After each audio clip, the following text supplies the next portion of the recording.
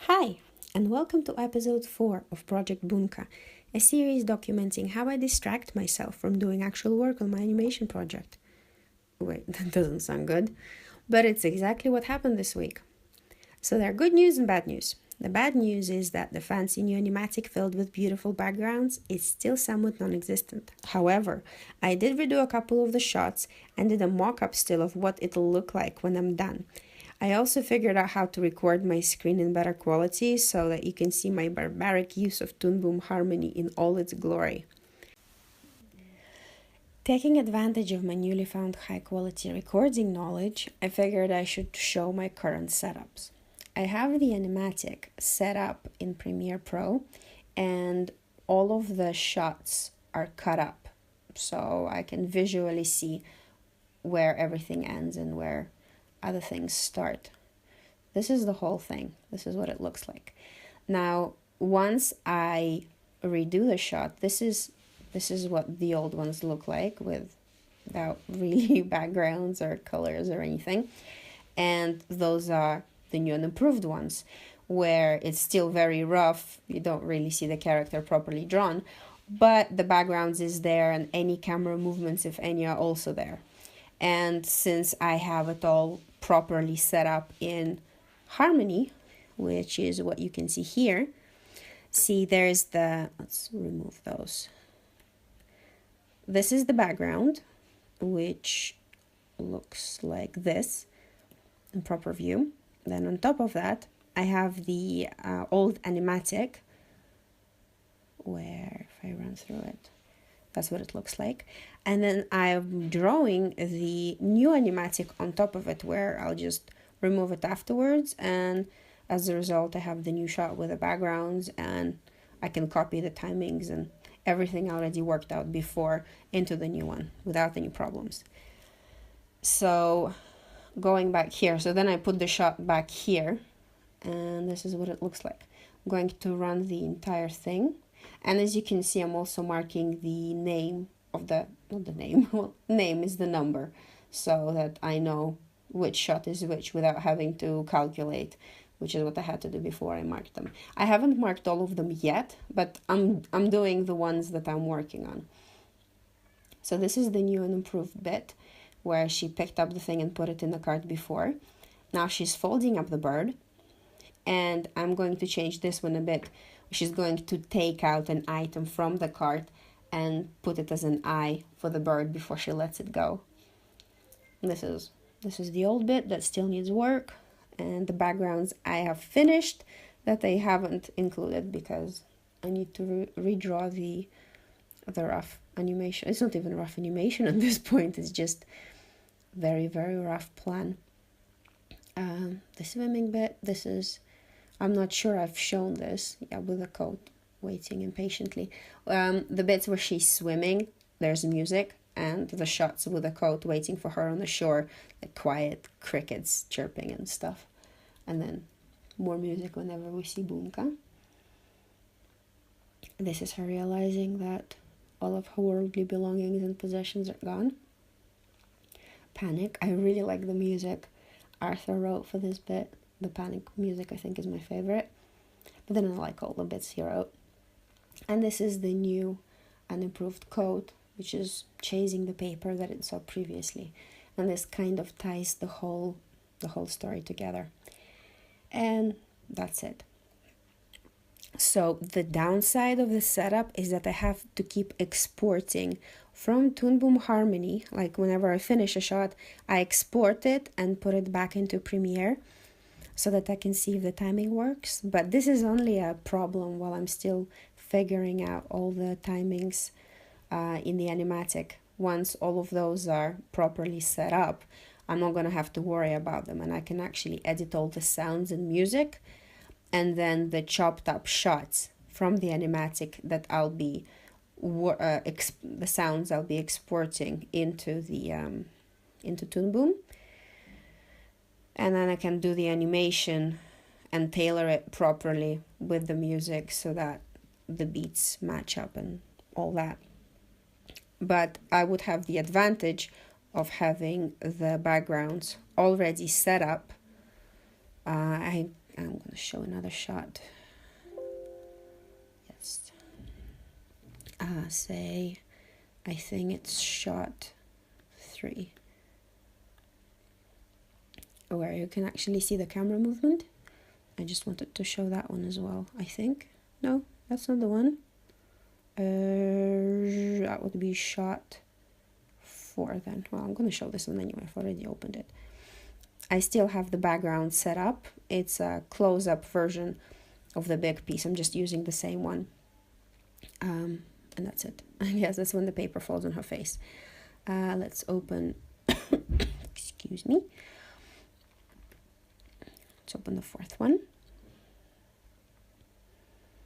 Ta-da! Yeah, this is the one with the camera movement. So once I actually do the rough animation, I'm just going to be working here and replacing the layers here. So I won't have to mess around with the background anymore. That's taking off the paper. I'm not sure about this camera movement and if it's even necessary.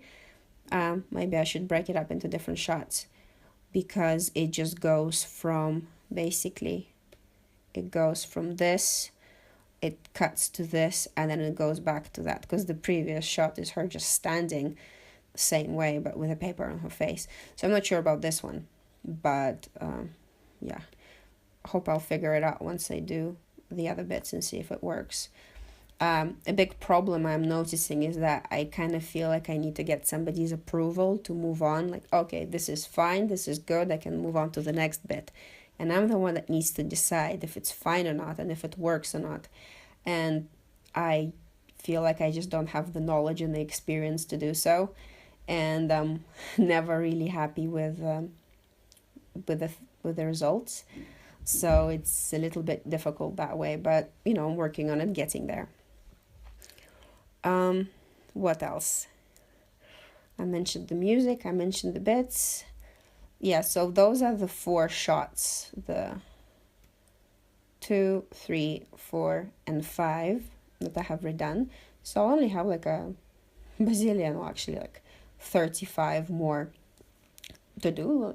Easy, no problem. It took me like a week to get this done, but that's because no kindergarten, and it's basically just a few hours of work I was able to put in, and that's including figuring out how to record things properly in high quality so that you could see the text without being super blurred. And that's it for this part. And now I'm going to show you what I wasted about 4 hours on while my mom was here watching the baby. I did something rather silly. Okay, so I actually made the card this week, and it's, where's the thing? Squeaky chair. So I cut this out of cardboard, and then we just glued it into the box shape. Wheels are just circles glued to the side, and this weird material, because I wanted it to have a bit of like a wooden box shape thing, but I didn't have the thicker ice cream sticks. I only have the really skinny ones, or the really short fat ones, so I didn't actually have anything an appropriate size. So I just used, it's this weird clay, and it really feels like making things out of chewing gum. It smells like chewing gum, and it's kind of a bit gross and stretchy and stinky like that as well. So it took about 12, it says 12 to 24 hours, somewhere here. Yeah, 12 to 24 hours to dry.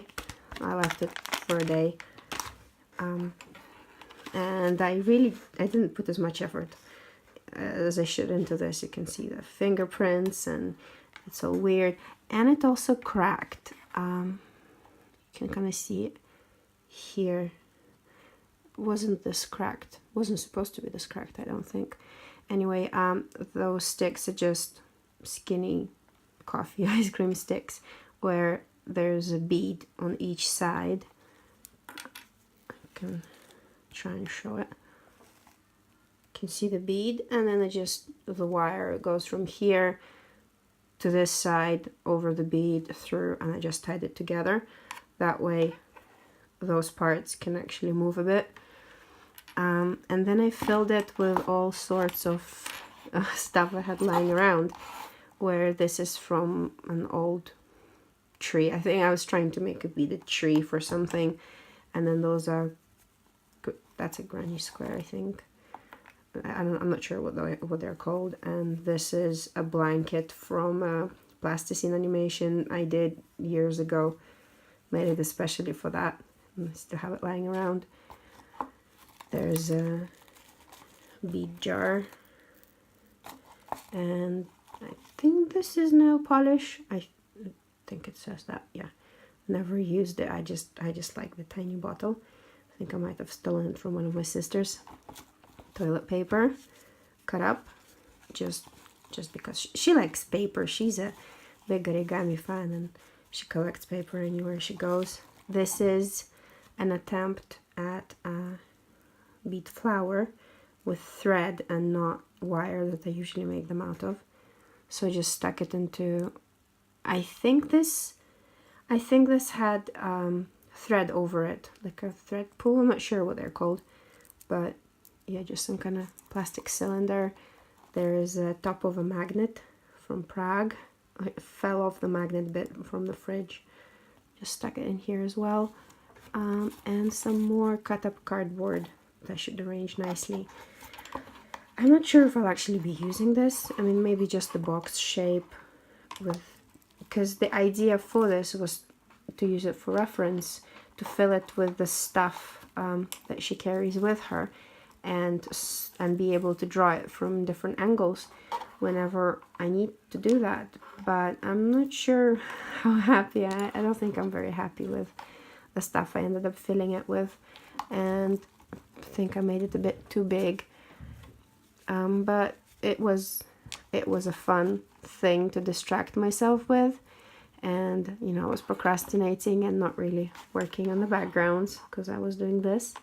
I actually filmed the process of making it, but it's kind of boring, and I just showed you the main steps of it, so I'm not going to put the other footage in. So yeah, that's the cart. The wheels don't spin. I could have made them spin, but that was even more work for no reason, and I wasn't sure I was going to use it. Still not sure. Oh, I might. I don't know. And that's Boonka and her cart.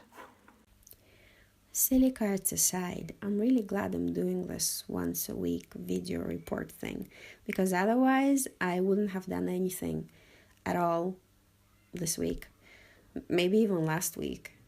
I would have just felt justified and made up all sorts of excuses to procrastinate and rest and sleep and not get anything done at all. So the motivational part of Project Boonka is really working for me so far. And let's see how I do next week when I have a lot more free time to get stuff done.